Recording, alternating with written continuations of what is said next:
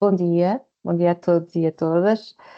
Bem-vindos a mais uma Speed Talk aqui da Associação Empresarial do Minho. E hoje temos dois convidados. Temos o José Miguel Lopes, que é Strategy Consultant na Strategor. A Strategor é uma empresa de consultoria, também que é Consulting. E o Gonçalo Sobral Martins, que é Partner na SPSM Consulting. Dou-vos mais uma vez as boas-vindas e obrigada pela vossa presença aqui nesta Speed Talk e Obrigado. passo-vos imediatamente a palavra, porque é isso que as pessoas querem vos ouvir. Certíssimo, Isabel. Em primeiro lugar, eu quero agradecer uma vez mais, em meu nome e em nome também aqui do Gonçalo Sobral Martins, esta oportunidade de estarmos aqui presentes nesta Speed Talk para, de facto, falarmos sobre internacionalização das empresas. Quero também agradecer uma vez mais a todos os participantes que nos acompanham nesta Speed Talk e pronto, sem mais delongas, vamos então começar por um dos temas quentes aqui do Portugal 2030. Eu penso que neste momento já estarão a ver a nossa apresentação, muito bem, Correto? e de Sim. facto é uma grande notícia, chegou finalmente o sistema de incentivos à internacionalização das PME no âmbito do Portugal 2030. Falamos no fundo de um sistema de incentivos que sempre foi um dos mais icónicos no âmbito dos programas europeus de financiamento, como era o caso do Portugal 2020, e de facto um programa que gera aqui muito burburinho e muita curiosidade. E começando um bocadinho pelo princípio, ou seja, o que é este sistema de incentivos à internacionalização das PME? Bom, um bocadinho como o nome sugere, trata-se de um programa que visa financiar a fundo perdido operações de empresas que queiram, lá está, crescer em mercados internacionais, marcar uma presença mais competitiva além fronteiras, que queiram exportar mais e, de certa forma, contribuir para que a nossa economia seja também ela cada vez mais competitiva e cada vez mais exportadora. Em termos gerais, e um bocadinho fazendo também jus ao nome do programa, ele destina-se a empresas que tenham um estatuto de PME, portanto, grandes empresas, por exemplo, não podem participar neste aviso de candidaturas e, embora as regras do concurso digam que se podem candidatar PME de qualquer natureza e forma jurídica, o que se verifica é que, efetivamente, este concurso de candidaturas pretende apoiar PME que produzam bens ou serviços transacionáveis e internacionalizáveis, ou seja, estamos aqui a falar de PME que desenvolvem algum produto ou algum serviço que tenha valor acrescentado, que possa ser passível de ser comercializado em mercados externos e que essa exportação possa ser quantificada de alguma forma. Há também aqui um pequeno parênteses que temos desde já a esclarecer, é que efetivamente trata-se de um programa que é apetecível a empresas, por exemplo, do setor da indústria, também empresas eventualmente de setores tecnológicos, mas uma questão que verificamos e que temos desde já de esclarecer o nosso auditório é que contrariamente àquilo que vinha sendo permitido noutros concursos deste género, é que, por exemplo, as empresas que têm como atividade principal a comercialização de produtos, ou seja, aquelas que caem do 45 ao 47, ficam vedadas desta edição da internacionalização das PME. Ou seja, no passado, estas empresas de uma vertente mais comercial poderiam concorrer a este apoio se dinamizassem a oferta nacional, ou seja, se comercializassem marcas portuguesas, produto made in Portugal, ou se acrescentassem valor aos produtos, mas neste momento elas estão vedadas deste enquadramento. Dito isto, existem sempre requisitos que estas PME têm de cumprir, ou seja, para além da questão de produzirem algum bem ou serviço internacionalizável, elas têm sempre de cumprir uma série de regras que são comuns aos vários apoios do Portugal 2030. Por exemplo, estarem legalmente constituídos, terem uma autonomia financeira igual ou superior a 15%, serem empresas com uma capacidade financeira que lhes permita, de facto, executar os investimentos que se propõem e crescer no mercado externo, não podem ter dívidas à Segurança Social ou à Autoridade Tributária. Portanto, existem sempre aqui alguns conjuntos de requisitos. De notar que este novo programa de internacionalização às PME também traz aqui algumas novidades, nomeadamente um limiar mínimo de investimento, ou seja, uma empresa, para poder ir a jogo neste concurso, tem que apresentar um plano de investimentos de pelo menos 200 mil euros de investimento válido em ações que visem a internacionalização, mas há também outro caveat, que é este concurso está aberto não para novos exportadores per si, mas sim para algumas PME que já têm algum histórico, que já têm alguma presença em mercados internacionais. Ou seja, é preciso, dito de uma forma muito simples, que as empresas que se candidatam tenham tido em 2023 um volume de negócios internacional de pelo menos 200 mil euros. Ou seja, estamos aqui a falar de empresas que já exportam de forma considerável e o objetivo deste concurso é, de facto, acelerar estas empresas, torná-las ainda mais fortes e tornar a sua capacidade de se internacionalizar ainda mais assertiva. De uma forma geral, estas candidaturas têm sempre uma componente estratégica, em que nós, no fundo, temos de estabelecer uma narrativa, ou seja, temos de descrever através de uma memória descritiva o que é que a empresa faz, o que é que ela comercializa, o que é que ela desenvolve, o que é que ela pretende apresentar ao mercado internacional e, de certa forma, um diagnóstico de onde é que a empresa está hoje, em termos de mercados, em termos de presença e até onde é que ela se pretende dirigir. Ou seja, nós, no fundo, temos que identificar quais são os mercados para que vamos, que investimentos é que vamos fazer e depois esta parte textual e estratégica tem naturalmente de bater certo com um plano de negócios que vamos fazer, em que vamos criar aqui projeções financeiras, ou seja, nós vamos ter que definir aqui contas previsionais de quanto é que vamos vender, para que mercados, como é que o nosso volume de negócios internacional está hoje e como é que vai ficar no pós-projeto. Portanto, trata-se aqui de um trabalho, de certa forma, multidisciplinar.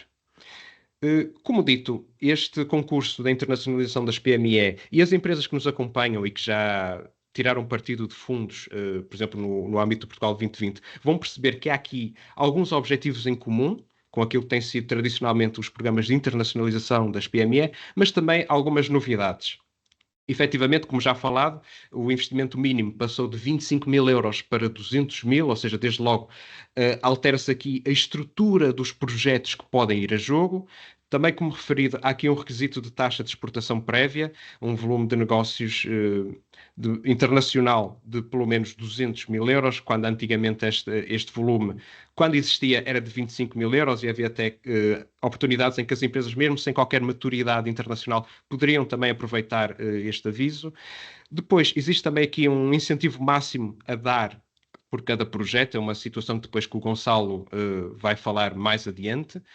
E temos também, de certa forma, um grau de exigência que mudou um bocadinho. Ou seja, o Portugal 2020 já era um programa muito exigente em termos da forma como se avaliavam as candidaturas e a execução dos projetos. E neste momento, o que sucede é que o Portugal 2030 vem acrescentar um bocadinho mais de exigência, nomeadamente em matérias como a coerência do projeto, ou seja, não basta nós termos muita ambição, nós identificarmos aqui vários investimentos, nós identificarmos vários mercados, nós temos de ter a certeza que a nossa estratégia bate certo com os mercados para que nos pretendemos dirigir, com os investimentos que queremos fazer.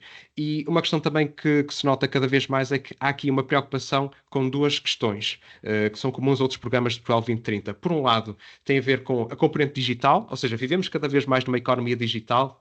E há aqui, de certa forma, uma discriminação positiva, digamos assim, para empresas que apostem no e-commerce, criação de loja online, adesão a marketplaces, marketing digital. E, por outro lado, há também cada vez mais uma sensibilidade para empresas que apostam no ESG. Ou seja, estamos aqui a falar de boas práticas que as empresas implementam voluntariamente, do ponto de vista ambiental, tendo em conta o cálculo da sua pegada, ou seja, a consciencialização do seu trabalho, dos seus clientes e da sua cadeia de valor para o impacto na pegada ecológica de tudo o que estas empresas fazem, desenvolvem e comercializam, e cada vez mais há aqui uma sensibilidade para empresas que implementam rótulos ecológicos ou algum tipo de sistema de auditoria de consumos e de impacto ambiental que é também valorizada nestes projetos.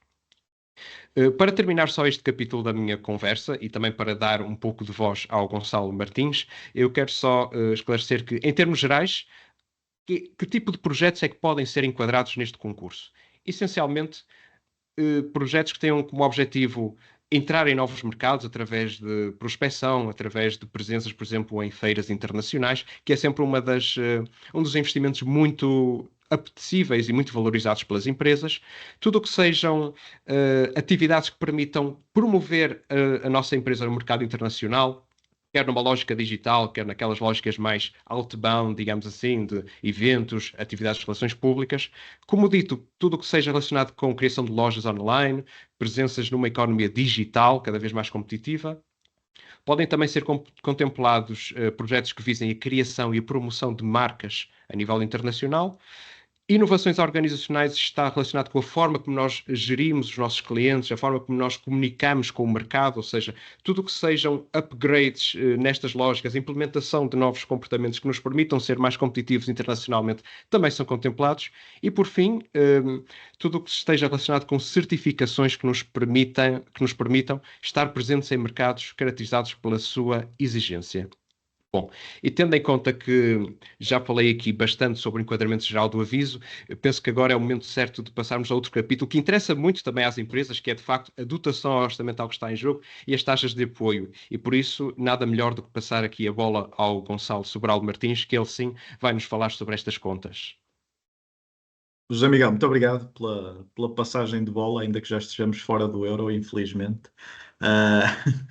Mas passando aqui a bola na parte da dotação indicativa deste programa, aquilo que é mais relevante perceber, claro que a maior parte, se calhar, do nosso auditório já está ciente disto, mas há pessoas que são novas, quer porque têm novas empresas a surgir, ainda bem, quer porque são novos no contexto dos fundos comunitários. Os fundos comunitários raramente têm uma dotação geral e, portanto, ela subdivide-se por regiões e, ao subdividir-se por regiões, temos dotação orçamental prevista por cada região em que se cumpre o aviso. O Compete 2030 está responsável pela dotação que vai para as NUTS do Norte, Centro e Alentejo. As NUTS 2, nós gostamos sempre de clarificar isto, que é para também, quando nós usamos chavões técnicos, as pessoas perceberem quais são esses chavões técnicos. As NUTS 2 são, basicamente, chamaria, entre aspas, distritos territoriais, que são para fins estatísticos, ou seja, a União Europeia subdivide em cada país, cria NUTS com base na sua taxa de crescimento e na sua taxa de desempenho económico face às restantes NUTS da Europa. E, portanto, em Portugal nós temos 7 NUTS, que é a parte Norte, Centro, Alentejo, Lisboa, Algarve e as Ilhas. Este programa no Compete 2030 significa que o Compete 2030 dedica a sua dotação a Norte, Centro e Alentejo, portanto as empresas que se estabeleçam genericamente no Norte do país, no Centro do país ou na região de Alentejo, ou seja, Portugal continental excluindo Lisboa e Vale do Tejo e Algarve, tem uma dotação total de 20 milhões de euros. Só para o Programa Regional de Lisboa dedicam 10 milhões e no Algarve 2 milhões de euros, portanto isto prefaz 32 milhões de euros de dotação geral deste programa.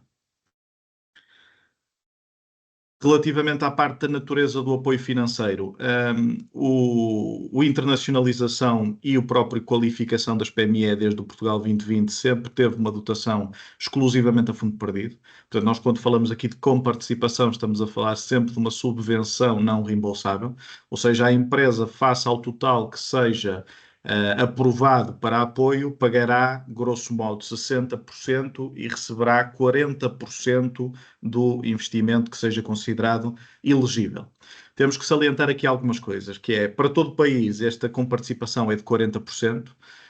Quem já teve a oportunidade de entrar no PRR, não se esqueçam que o Portugal 2030 é o que dita as regras e a internacionalização é uma subdivisão do Portugal 2030. O PRR está responsável por alguns apoios, como foi o caso da descarbonização da indústria, como foi o caso recente do internacionalização via e-commerce, e aí há um adiantamento do PRR de 23%. Situação que não acontece no Portugal 2030. Portanto, o adiantamento é apenas de 10% e depois, isto é uma questão regular das empresas e é normal também para a gestão de tesouraria, como é que nós vamos fazer no sentido de recebimentos, como é que se dão os pedidos de pagamento. Portanto, o Estado, grosso modo, vai-vos conceder 10% de adiantamento e depois é sobretudo contra a fatura, consoante após a aprovação há um termo de aceitação que tem que ser aprovado e de seguida vão existir uma abertura numa determinada consola que eles designam, no caso em princípio será no balcão dos fundos ou no PAS 3, em que nós teremos que colocar basicamente as faturas que a empresa já incorreu, ou seja, as despesas que já incorreu e contra a fatura vai sendo devolvido o montante de 40% do total ao longo dos pedidos de pagamento.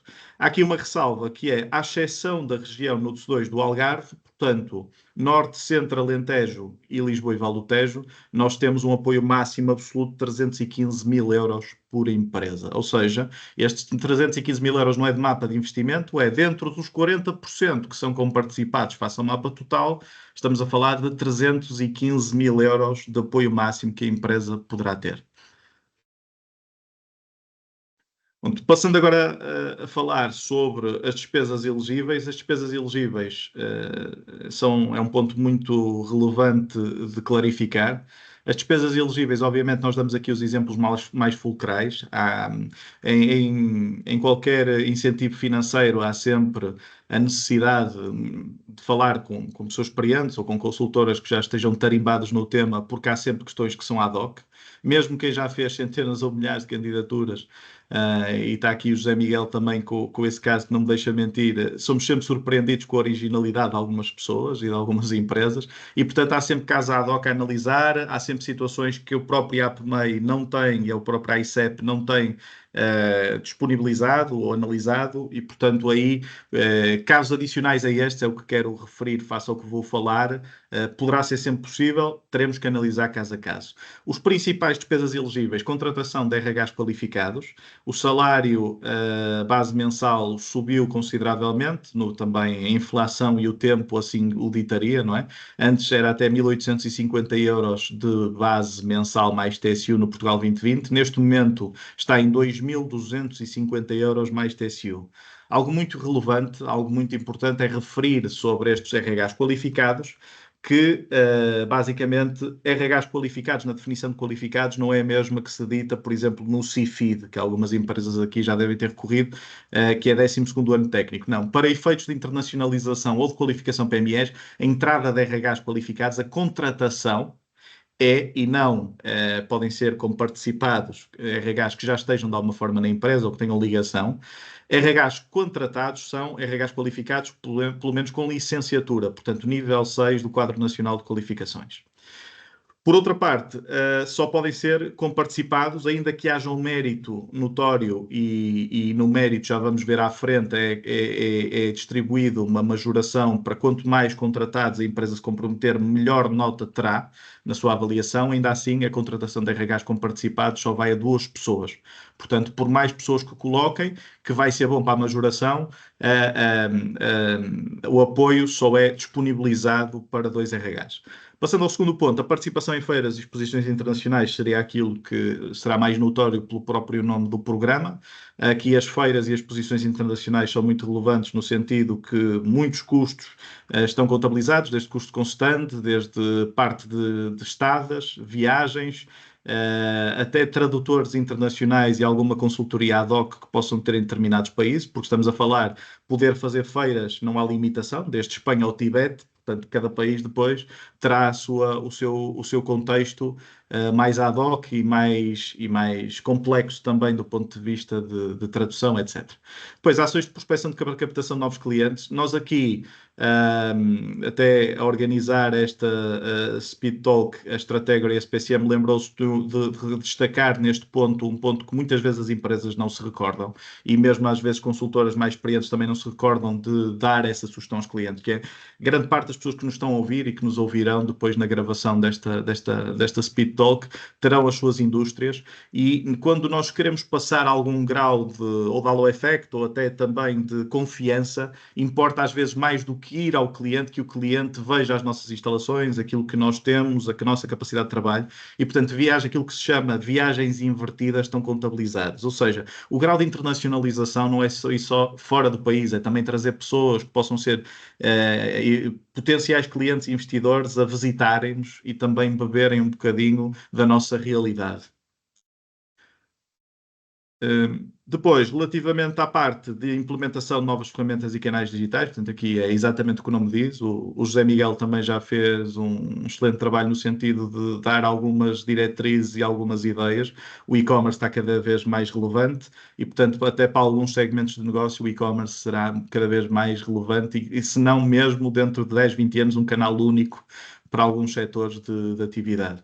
Criação e registro internacional de novas marcas, isto acontece também cada vez mais, não é? No sentido de algumas empresas, pelas matérias que acionam, quererem ter alguma exclusividade sobre um determinado nome, e portanto aqui também é comparticipado os diferentes registros, seja em determinados países apenas, Europa, fora da Europa. E, por fim, um tema também já bem sublinhado por José Miguel, relativamente à parte do ESG. O ESG cada vez mais vai estar em voga, até porque a própria banca, em alguns registros em que pede às empresas para ter acesso face a financiamento bancário, e também por causa das debilidades que passamos do ponto de vista ambiental, cada vez mais é pertinente incentivar as empresas a uma melhoria do ponto de vista de sustentabilidade ambiental. Aqui o ESG, para especificar um bocadinho mais, desde consultoria ambiental, sabemos neste momento que o ESG ainda não está relacionado, estimamos que estará com alguma norma, mas em princípio serão os gastos todos à volta daquilo que será uma norma 14.001, portanto, e relacionados à volta da sustentabilidade ambiental, de todos os esforços que se possam fazer do ponto de vista de melhorar a competitividade da empresa sem prejudicar ou melhorando a afetação que se faz a recursos ambientais. Muito bem, Gonçalo. E, de certa forma, depois desta contextualização das despesas elegíveis, de certeza que quem nos ouve já está a começar a apontar no caderninho quais os investimentos que pretende fazer e, portanto, agora é a altura de passarmos para outro tópico também essencial que tem a ver com os timings para a elaboração de candidaturas. Este aviso de candidatura já se encontra oficialmente aberto, o formulário está disponível, portanto, neste momento já podem elaborar e submeter uma candidatura à internacionalização das PME. Agora, formalmente existem dois prazos, dois deadlines para a elaboração da candidatura, portanto, uma primeira fase até 30 de setembro e uma segunda fase até 30 de dezembro. Agora, sendo muito francos e tendo em conta aquilo que é a nossa experiência nesta área, nós constatamos que, efetivamente, para empresas que queiram, eventualmente, iniciar os seus projetos de internacionalização, devem submeter a sua candidatura com a maior celeridade possível, por uma questão, aliás, aqui por duas questões. Por um lado, existe uma regra que é transversal aos apoios do Portugal 2030, que é nós só poderemos efetuar investimentos relacionados com a internacionalização depois de submetermos uma candidatura, sob pena desses investimentos não serem elegíveis depois e passíveis de financiamento. Depois, existe também outra questão que tem a ver com a dotação. Tal como o Gonçalo referiu, temos aqui uma dotação que efetivamente não é muito elevada face àquilo que foram outros concursos de internacionalização em anos anteriores, e o que sucede é que não se fiem muito naquele prazo de até 30 de dezembro, porque o que efetivamente pode acontecer é que, dada o interesse, dada a adesão que este programa vai ter, de certeza que se vão candidatar PME em número tão excessivo que, por uma questão matemática, não vai ser possível o concurso manter-se aberto até 30 de dezembro e haver dotação para uma candidatura que entre no dia 29 de dezembro ou 30 de dezembro.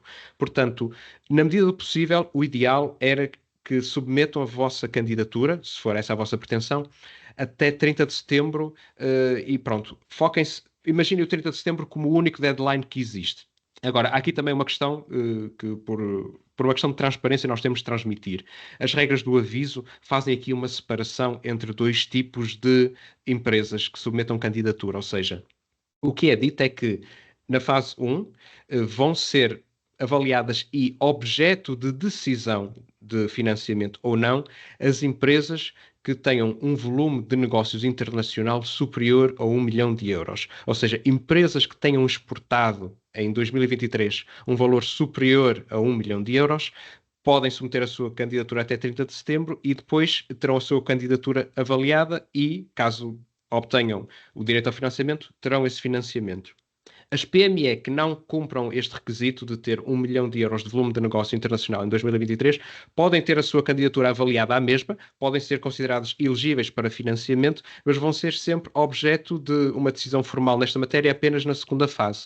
Ou seja, de certa forma, o que sucede aqui é que, efetivamente, as empresas com uma maior capacidade exportadora vão ter, no fundo, uma decisão mais célere em relação ao financiamento, e isto, de certa forma, também sublinha aqui que pode mesmo acontecer que 30 de setembro, eles recebem tantas candidaturas, quer de empresas que faturaram 1 milhão de euros internacionalmente, quer de empresas que não chegaram a esse threshold, mas que estão ali também à procura de financiamento e, efetivamente, pode acontecer só haver, na prática, uma fase. Portanto, temos sempre de terem atenção a estes timings de candidatura, focar ali na fase 1 e esquecer um bocadinho a fase 2. Agora, falando aqui daquilo que são passos importantes para termos uma candidatura bem-sucedida. Efetivamente, eu e o Gonçalo fizemos aqui uma checklist que é relativamente simples e inclui aqui alguns passos que, apesar de parecerem básicos, são sempre essenciais. E o primeiro tem a ver com confirmarmos a elegibilidade, quer da empresa, quer dos investimentos. Ou seja, isto parece que é uma coisa muito simples, mas nós não nos podemos esquecer da frustração que é nós elaborarmos uma candidatura, planearmos aqui uma estratégia, identificarmos investimentos, identificarmos mercados, comprometermos com objetivos e depois descobrimos que somos uma empresa que tem dívidas à Segurança Social e, como tal, já não é passível de ter uma candidatura aprovada. Portanto, nós temos sempre de fazer um double check, não apenas àquilo que a empresa é em termos de produtos ou serviços que desenvolve ou em âmbito setorial, mas também naquilo que é a saúde financeira da empresa e termos a certeza que ela tem, de facto, viabilidade para ir a jogo. E depois o mesmo é feito sobre os investimentos, ou seja, nós não nos podemos esquecer que este concurso de internacionalização das PME pretende investimentos relacionados diretamente com o aumento das exportações, com a presença em mercados internacionais. Ou seja, não vale a pena nós colocarmos no plano de investimentos que vamos adquirir máquinas produtivas se isso não está contemplado no apoio à internacionalização. Da mesma forma, o Gonçalo falou na contratação de recursos humanos qualificados. Não nos podemos esquecer que, como é um aviso de internacionalização, os recursos humanos têm de estar afetos a atividades relacionadas com a internacionalização da empresa. Ou seja, nós não podemos dizer que vamos contratar um recurso humano para a área produtiva, porque ele não vai ser passível de apoio, ou seja, vai ser considerado um recurso humano não elegível neste concurso. Portanto, temos sempre de fazer este double check e ter a certeza que todos os investimentos que identificamos são enquadráveis neste aviso de candidatura. Até por uma razão que é, nós temos este limiar mínimo de 200 mil euros de investimento elegível e se tivermos muitas despesas não elegíveis, depois o que acontece é que quando a candidatura é avaliada, podemos correr o risco de baixar o limiar dos 200 mil e só ter, por exemplo, 150 mil euros de investimento elegível. E a candidatura é automaticamente chumbada, porque não cumpre aquele requisito mínimo. Outro conselho importante é a necessidade de elaborarmos sempre um plano de investimentos a 24 meses, por uma questão. 2 anos é o período máximo de duração de um projeto de investimento e, de facto, às vezes acontece muito nós termos empresas que querem fazer um investimento no próximo ano, querem ir a uma determinada feira em 2025 e estão muito entusiasmados e é aquilo que querem, mas depois esquecem-se que têm mais 365 dias para identificar outros investimentos, eventualmente outra feira, noutro mercado, que possa não só fortalecer a própria candidatura, mas também assegurar que chegamos a um patamar de investimento que vai muito além dos 200 mil euros e que assegura, de facto, a solidez do projeto. Portanto, é sempre muito importante a empresa fazer este diagnóstico e perceber onde é que eu quero estar daqui a 2 anos em termos internacionais e o que é que eu preciso ao certo para alcançar esse objetivo. E, de facto, é uma análise que existe também, às vezes, alguma cabeça fria, alguma ponderação e que é sempre muito importante. Por fim, e um bocadinho indo ao encontro daquilo que já dissemos, é importante cada vez desenhar-se uma estratégia coerente e abrangente, ou seja, cada vez mais do que nós colocarmos investimentos que são compatíveis com aquilo que o programa de candidaturas diz, nós temos que fundamentar porque é que necessitamos, ou seja, nós se vamos criar uma loja online ou se vamos implementar um CRM, nós temos que explicar na candidatura porque é que vamos fazer este investimento, que mais-valia é que este investimento vai trazer à nossa estratégia de internacionalização. Se nós vamos fazer uma feira no mercado A ou no mercado B, nós temos de explicar o que é que nós pretendemos alcançar com essa feira. Se vamos fazer uma ação de prospecção, nós temos de definir expectativas, objetivos e temos de ter a certeza que todos estes investimentos se entrecruzam numa estratégia coerente. Ou seja, no fundo, temos de ter a certeza que nós temos de passar a imagem de que a empresa sabe aquilo que pretende alcançar e sabe do que precisa para atingir esse resultado. Depois, existem sempre outros conselhos que são transversais a vários programas do Portugal 2030. Outro tem a ver com quantificar corretamente as intenções de investimento. E o que é que isto quer dizer? De facto, nós no momento da submissão da candidatura, não nos são pedidos orçamentos, não são pedidas faturas pro forma, no entanto, é sempre pertinente que as empresas inventariem corretamente aquilo que são as intenções de investimento, ou seja, se vamos criar uma loja online, se vamos implementar um rótulo ecológico, se vamos implementar um CRM, se vamos fazer um registro de marca, nós devemos procurar ter preços realistas, preços de mercado e devemos, tanto quanto possível, ter uma prova documental, ou seja, um orçamento. Porquê? Até, não só por uma questão de sermos credíveis no plano de investimentos que realizamos, mas também porque cada vez mais o Portugal 2030 está a ser mais exigente na análise das candidaturas e não é incomum nós submetermos uma candidatura e ao fim de alguns meses recebemos um pedido de elementos do organismo avaliador em que ele pode nos pedir para esclarecermos determinados pontos que foram considerados ambíguos em candidatura e não é incomum pedirem-nos, por exemplo, um orçamento de uma rubrica que o organismo avaliador considere que ou que é excessiva ou que não está devidamente justificada e, portanto, nós sempre que possível devemos ter provas documentais daquilo que vamos ter de gastar nos diversos investimentos. Indo também ao encontro daquilo que já fomos dito, é importante que nós possamos definir investimentos e metas ambiciosos, mas ao mesmo tempo realistas. Ou seja, o que é que isto quer dizer? E depois o Gonçalo vai falar com mais pormenor desta questão, mas nós numa candidatura vamos nos comprometer com objetivos, ou seja, vamos nos comprometer com uma determinada taxa de exportação, com um volume de negócios internacional, vamos nos comprometer eventualmente com participação em feiras, com tentativa de entrada ou de crescimento em determinados mercados e depois estes indicadores são passíveis de verificação e, de facto, nós temos de ter aqui cuidado, temos de ter a certeza de que os objetivos que nós concretizamos são ambiciosos, mas ao mesmo tempo possíveis de realizar, sob pena de depois entrarmos aqui em situações de incumprimento que não serão necessariamente agradáveis para as empresas. Por fim, e ainda um bocadinho ao encontro daquilo que já se disse, é nunca guardar estas candidaturas para o último dia, ou seja, devemos fazer uma candidatura com calma, de forma ponderada, com espírito crítico, com cabeça fria, mas ter sempre em atenção que não estamos sozinhos, existem muitas PME, o último concurso de internacionalização deste género abriu em 2020, portanto imaginem lá, já se passaram 4 anos e de facto há muitas empresas interessadas, há muito burburinho em torno deste programa e temos de calendarizar aqui da melhor forma possível o timing da candidatura para não perder, digamos assim, o comboio. E agora que já falei bastante aqui sobre algumas dicas para a elaboração de uma boa candidatura, devolvo a palavra ao Gonçalo porque ele nos vai explicar aqui um bocadinho melhor como é que as candidaturas são avaliadas e, no fundo, como é que funciona este referencial de mérito. Obrigado, José Miguel. Relativamente ao referencial de mérito, dizer nós quando estávamos a preparar a apresentação, acabamos por sentir que quem lê um aviso tenha muita ou pouca experiência, mesmo nós às vezes a ler que já fizemos muitos projetos deste tipo e que nos debruçamos sobre muitos avisos até idênticos, ficamos sempre ligeiramente, principalmente quem não é da área, pode ficar ligeiramente confuso sobre o que é que o que é que impacta ao fim e ao cabo, o que é que impacta a avaliação. O que é que significa isto? Subdivide-se em termos de aviso em diferentes indicadores, A, B, C, D, depois cada um dos indicadores subdivide-se e nós decidimos pôr numa tabela muito simples e genérica, de 0 a 100%, em que todos, se vocês somarem, prefaz os 100% da avaliação, o que é que realmente, sem chavões, o que é que realmente impacta uma boa candidatura. E nesse âmbito, dizer 20% do mérito com que vocês serão avaliados, ou a vossa empresa, tem a ver com o enquadramento do projeto na RIS3 regional. O que é este chavão? O que é este acrónimo RIS3? A RIS3 é, basicamente, fatores estratégicos que cada região, ou seja, nós temos o Norte 2030, Centro 2030, Alentejo 2030, Lisboa 2030, Algarve 2030, Açores 2030, Madeira 2030. Peço desculpa ter dito 7, mas é para ficar claro.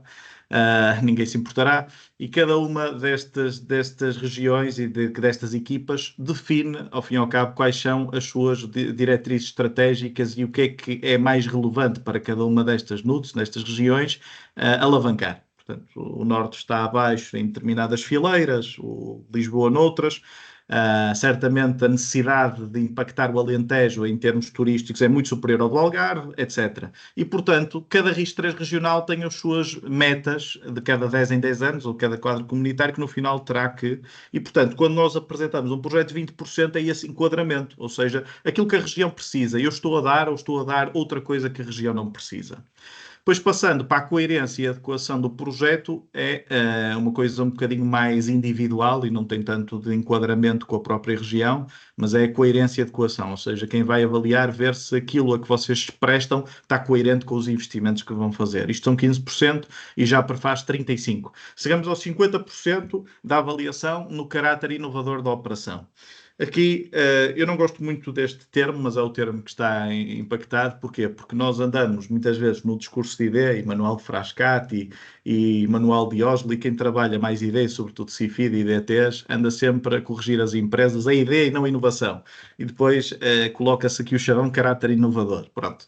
Quando nós falamos de caráter inovador, na verdade, isto devia se chamar caráter de ideia da operação. Ou seja, porquê? Há 4 níveis de ideia em qualquer nível de projeto, que é ideia de produto, serviço, marketing ou operacional, e aqui aquilo que se dá de evolução ou aquilo que se dá de primazia é o operacional ou de marketing, ou seja, como é um caráter mais comercial, mais internacional, é a empresa destacar-se em algum destes domínios, ou operacional, como faz a sua operação, ou de marketing.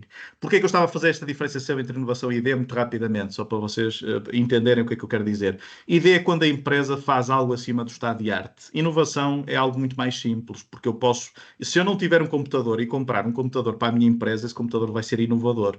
O que não quer dizer que seja ideia, porque toda a gente já tem computadores. E, portanto, aqui daí eu ter referido que, apesar do termo oficial ser usado inovador, aqui é o caráter de ideia que a operação tem. Depois teremos os outros 50% prefazem-se em capacidade de gestão e implementação, ou seja, nós fazemos aqui estes 10% de tenho equipa ou não para implementar aquilo que me proponho. Outros 10% criação líquida de emprego qualificado, aquilo que me falamos há bocadinho, o mínimo é a licenciatura. E aqui referimos e sublinhamos a negrito o líquido, porque muitas vezes as empresas estão com uma saída de pessoas e no final contratam 2, mas vai dar ao mesmo. Portanto, pós-projeto, pré-projeto, é exatamente igual o número de qualificados que tem na empresa. Obviamente que não é isto que o programa pretende. O que o programa pretende é que se vocês se comprometerem com a entrada de 3 a 4 pessoas, que no final tenham mais 3 ou 4 pessoas e não que 3 ou 4 pessoas tenham sido dispensadas para entrarem mais 3 ou 4. E por fim, os últimos 2 pontos, o 10% de propensão para mercados internacionais. É óbvio, não é, que uma candidatura à internacionalização convém que tenha propensão para mercados internacionais, e os últimos 20%, o 20% do contributo do projeto para a convergência regional, em que neste caso é não só da RIS3, mas também o efeito de arrastamento que o projeto trará para a própria região. Ou seja, eu ao promover o meu projeto estou a pensar só em mim, ou isto também vai trazer o efeito de arrastamento para as PMEs à minha volta, da minha região, e aumentar o PIB da minha região. E, portanto, assim, prefaço os 100%. Também há alguma questão que tenham mais dirigida a cada um dos pontos, estaremos cá para a Strategy e a SPCM para esclarecer. Relativamente às alternativas à internacionalização das PME, bem, há pessoas que dedicaram, pelo menos até agora, 1 hora do seu tempo, ou perto disso, e que ficariam frustradas de dizer José Miguel, Gonçalo, gostamos muito de nos ouvir, vocês falam muito bem, mas isto não se aplica de toda a nossa realidade.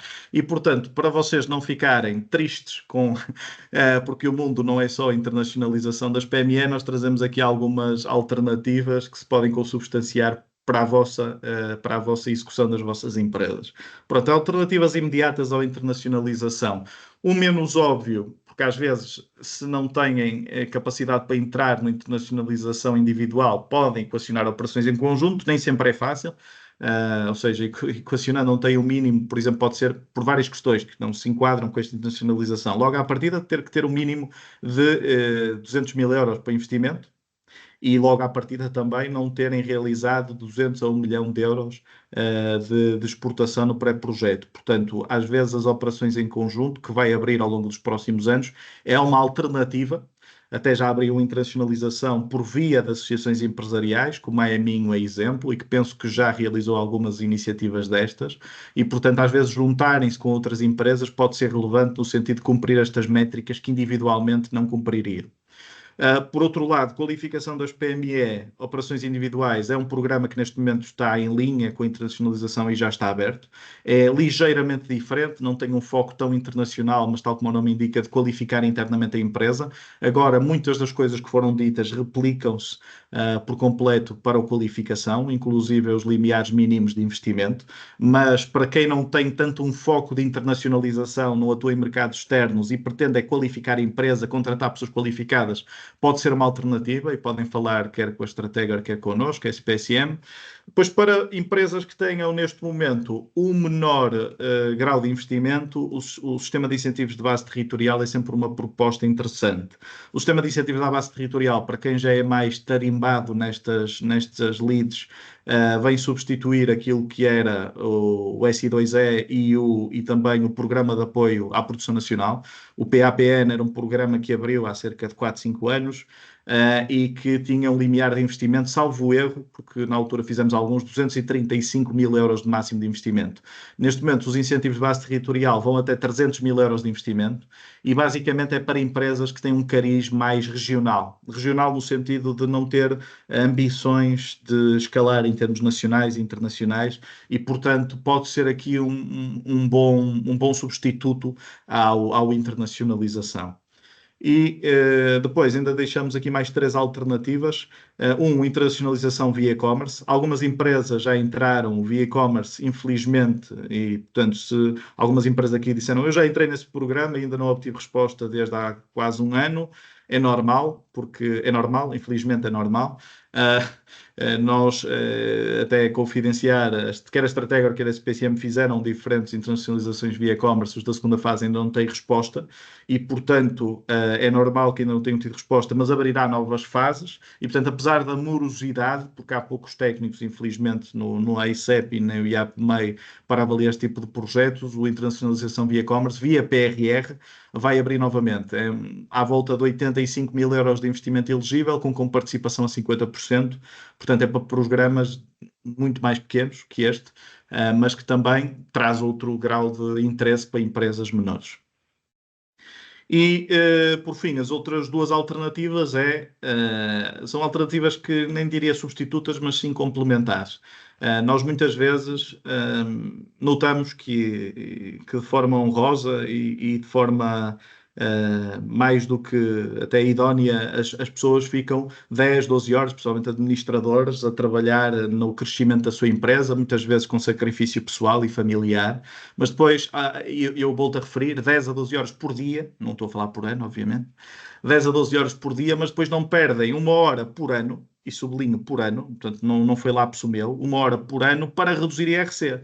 E num país que vamos ver o que é que nos dita o futuro, está a tentar fazer algumas mudanças, mas que é tão feroz do ponto de vista fiscal para as empresas e que as sobrecarrega com tantas sobretaxas e taxas fiscais e com um IRC, uma distribuição de dividendos que juntos dá 50%, não faz sentido chegar a outubro ou novembro e não pensar em opções para otimização fiscal legal.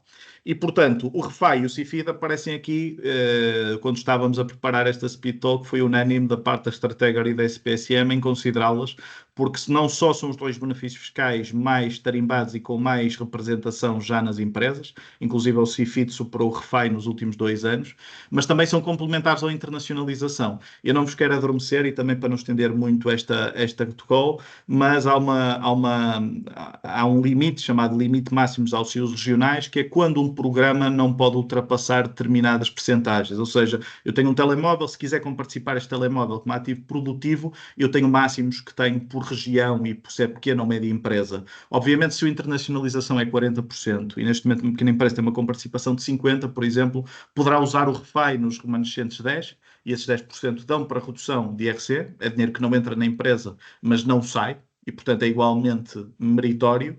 E a questão do CIFID, porque é que o CIFID está aqui mais apresentado? Não se esqueçam que a internacionalização das PME obriga à contratação de pessoas, ou deverão ter mais mérito com a contratação de pessoas, e essas pessoas, como são qualificadas, se vocês desempenharem algum produto inovador, podem recuperar, com base no remanescente que não foi apoiado de salários, a redução fiscal, porque o CIFID, basicamente, o que dita é um apoio à investigação e desenvolvimento empresarial, em que, aqui ID e não inovação, como eu referi há pouco, em que a empresa tem que provar que faz algo acima do estado de arte. E fazendo algo acima do estado de arte, aquilo que é desenvolvido como produto, como serviço, como desenvolvimento do ponto de vista processual, ou seja, faço o mesmo que a concorrência, mas faço de forma muito mais eficiente.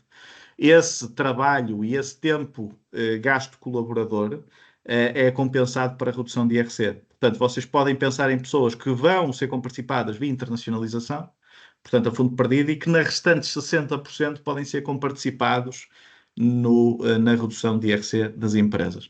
E, por fim, se o José Miguel estiver de acordo, penso que estará concluída a apresentação. Correto? Sim, exatamente, Gonçalo. Uma vez mais, queremos, tanto eu como tu, agradecer a Eminho esta oportunidade. Lembrar, lá está, que tanto a Strategor como a SPSM estamos disponíveis para qualquer conversa com empresas, para uma conversa em que podemos, sem compromisso, avaliar enquadramentos, seja nos apoios à internacionalização de que falamos, seja noutro tipo de oportunidades, de programas de Portugal 2030, ou lá está, nestas situações, oportunidades de otimização fiscal que o Gonçalo também falou. Sendo assim, pronto, nós da nossa parte temos de facto a nossa apresentação concluída e estamos abertos para quaisquer dúvidas que surjam. E eu da parte, muito obrigada aos dois da parte aqui da AEMINHO, foram duas apresentações muito enriquecedoras e que explicaram muito bem várias formas de podermos aqui tirar partido destes apoios. Eu vou agora abrir este espaço para perguntas. Tenho aqui uma questão que foi o Américo que colocou sobre a partilha deste conteúdo. Este conteúdo ficará disponível no nosso canal do YouTube e também será disponibilizado com os vossos contactos de e-mail para que qualquer das empresas que estiveram aqui presentes queiram portanto, entrar em contacto, ter alguma dúvida, mais alguma sugestão que surja. Eu peço desculpa, Isabel, que já me adiantei a responder, a dar-vos trabalho e a obrigar a EMIN a partilhar com todos os presentes e interessados a apresentação. Portanto, o José Miguel vai partilhar com a EMIN depois toma a liberdade. Portanto, essa era a primeira questão que eu já tinha respondido aqui por escrito, mas que já deixamos claro para todos os participantes. Portanto, não, muito bem. É bom tomarem notas, mas a aula o PowerPoint antes do exame vai ser disponibilizado. Exatamente, dizer que depois quando estamos a estudar é que efetivamente às vezes surgem as questões e mais problemas. Portanto, eu vou abrir este espaço para perguntas, mas eu tenho aqui uma já que eu gostava de colocar, portanto, que é no sentido de, se eu fizer uma candidatura ao ciclo de internacionalização das PMEs, também me posso candidatar a outros programas /incentivos do Portugal 2030 ou há alguma limitação? Assim, efetivamente, sim, uma empresa pode se candidatar à internacionalização das PME e pode perfeitamente aproveitar, por exemplo, o programa como Qualificação das PME, de que o Gonçalo falou bastante, ou até a inovação produtiva, dependendo, caso seja enquadrável, não é? Que é um concurso que também está aberto, ou outras iniciativas.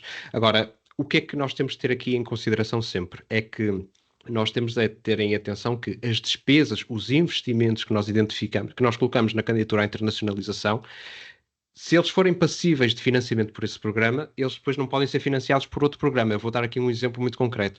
Por exemplo, o CRM ou a criação de marcas são rubricas de investimento que tanto podem ser contempladas numa internacionalização como numa qualificação.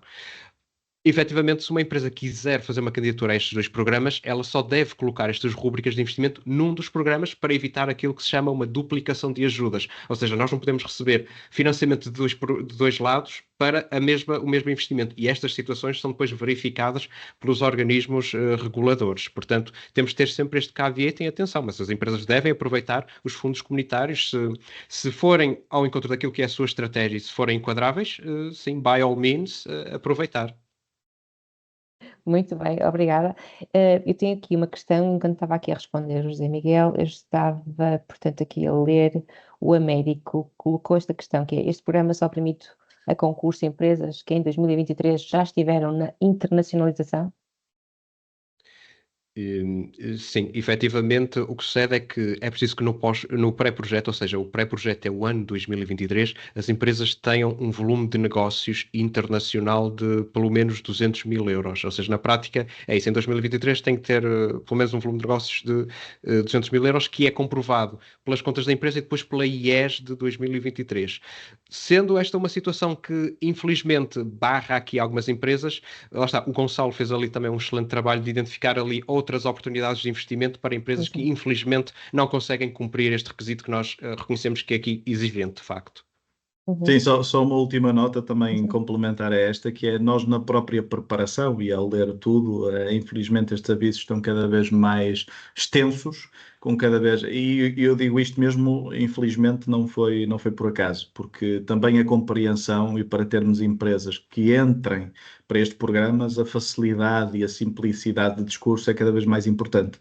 E se fosse simples, nem se precisava de fazer uma speed talk. E aquilo que se nota é cada vez mais subcritérios que barram muitas empresas que têm, e nós falávamos disso na preparação, e portanto deixo aqui isto público, até a minha opinião individual, mais do que estar a comprometer qualquer outra pessoa SPSM, eu individualmente acho que não faz sentido algum que um programa de internacionalização que dite que as empresas queiram internacionalizar-se de uma empresa, até porque uma empresa posso ter uma excelente ideia que tenha começado este ano.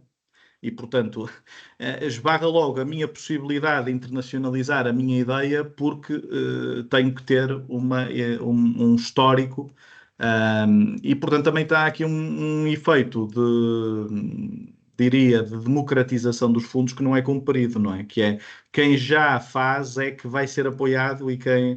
Aí, Américo, infelizmente, e acho que pelo seu teor da questão, interpretamos que não deva ser o caso da sua empresa, mas se for assim, fale connosco no sentido de vermos algumas alternativas, não só algumas daquelas que já relatamos, mas outras, para poder também vingar, digamos assim, a não possibilidade de entrada neste programa, mas reiteramos aqui que é absurdo e fazemos aqui uma chega, e acho que a EMIN também tem tido essa missão e é partidária por isso mesmo. Acho que se deveria, e até vou equacionar exatamente isso, escrever à ICEP para próximos avisos, que isso não seja condição, não é? Exigível, porque não faz sentido que empresas que queiram investir e ajudar Portugal se vejam barradas, porque quer dizer, estamos simplesmente a dar continuidade àquelas que já fazem internacionalização e que à partida até menos precisam dessa ajuda. Exatamente. E também tem aqui uma questão da Matilde Figueiredo, que pergunta aqui o que acontece se a empresa não conseguir alcançar os objetivos / metas planeadas com o plano de investimentos submetido a projeto. Eu posso responder, depois o Gonçalo pode complementar. É assim, efetivamente, nós quando fazemos uma candidatura à internacionalização, nós comprometemos-nos com objetivos, com indicadores, no fundo. E, efetivamente, nós, lá está, devemos sempre tentar ser o mais realistas, ambiciosos, mas realistas possível, para garantir que possamos cumprir aquilo com que nos comprometemos. Agora, efetivamente, o que é que acontece depende sempre do grau de incumprimento, do quão aquém nós ficamos daqueles objetivos, daqueles indicadores. Ou seja, em casos em que existe algum incumprimento, pode haver aqui perda de algum apoio ao fundo perdido, ou seja, há uma redução na taxa em termos de pontos percentuais. Nos casos mais severos, pode acontecer a necessidade de devolver o incentivo. Agora, claro que a situação depende sempre do grau de incumprimento que estamos a falar e depois é sempre uma situação que tem que ser analisada um pouco caso a caso e em diálogo com o organismo que avalia esta execução, porque às vezes pode acontecer a empresa não cumpre um objetivo, mas cumpre outros e depois temos que perceber aqui se há aqui algum trade-off que se possa fazer, mas eventualmente o ideal é nunca entrarmos nesta situação de incumprimento para evitarmos aqui situações em que temos que negociar e estar um bocadinho à mercê daquilo que depois os organismos avaliadores ditarem. Muito Sim, bem. só tinha aqui relativamente à parte dos objetivos e metas. Eu fiquei na dúvida se a Matilde só se referia aos objetivos e metas, porque depois mete com o plano de investimentos.